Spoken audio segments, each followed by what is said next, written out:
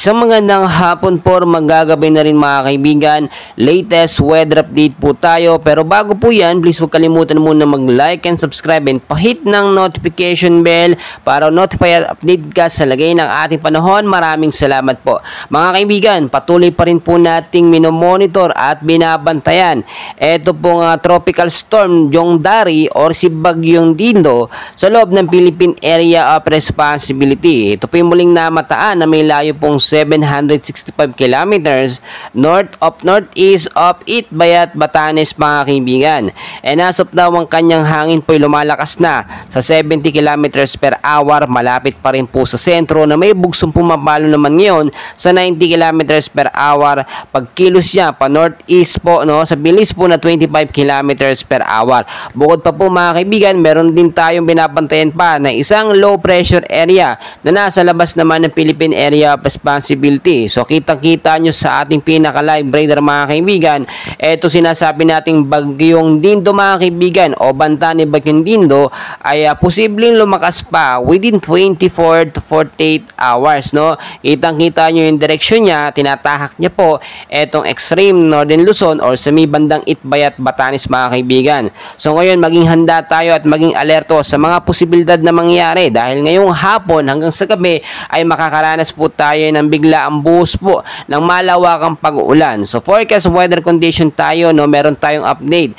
Sa area po ng Batanes at ng Babuyan Island, maulap na kalangitan po ang mararanasan dyan with isolated rain showers and thunderstorms pagdating po sa gabi.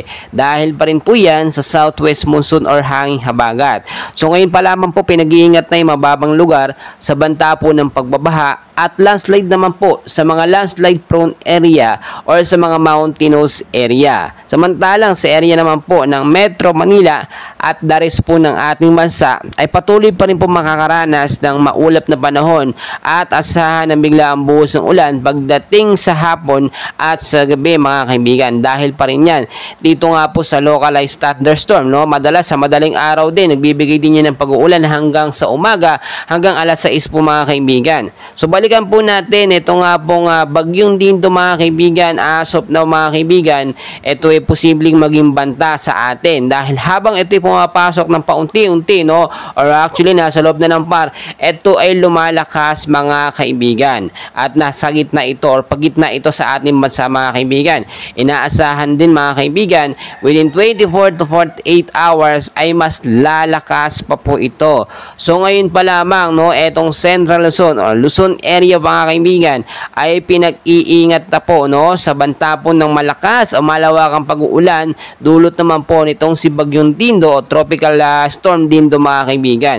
Ang dinadalangin po natin dito, ito pong si Bagyong Dindo ay hindi po maging kasing lakas ni Super Typhoon Karina mga kaibigan na alam naman natin nagpabaha at nagbigay ng malaking pinsala sa ating bansa, especially diyan sa mababang lugar sa Metro Manila. Ngayon pa lamang po linisin na natin yung mga estero, yung mga kanal na siya pong nagiging main cause ng pagbabaha.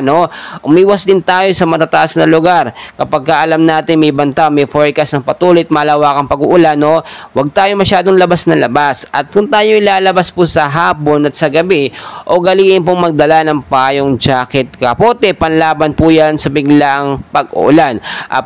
Checking po sa ating live radar mga kaibigan, kitang-kita nyo naman hindi lamang itong Bagyong Dindo, sinasamahan pa yan ng paglakas ito nga pong hanging habagat. And hopefully nga po itong week na ito mga kaibigan ay mawala na o malusaw itong si Bagyong Dindo dahil pinapangambahan natin yan. Ngayon mga kaibigan, hindi po ito pagbabanda, bagkus pagpapaalala po sa atin na maging handa, maging alerto tayo anumang oras sa banta ng bagyong panahon ngayon sa ating bansa. And tinatayan ng Pag-asa bago matapos ang buwan na Agosto, 1 hanggang 2 bagyo ang posibleng pumasok sa ating bansa. So maging handa tayo, always know the weather before you go para safe at handa tayo lagi sa anumang banta ng panahon mga kaibigan.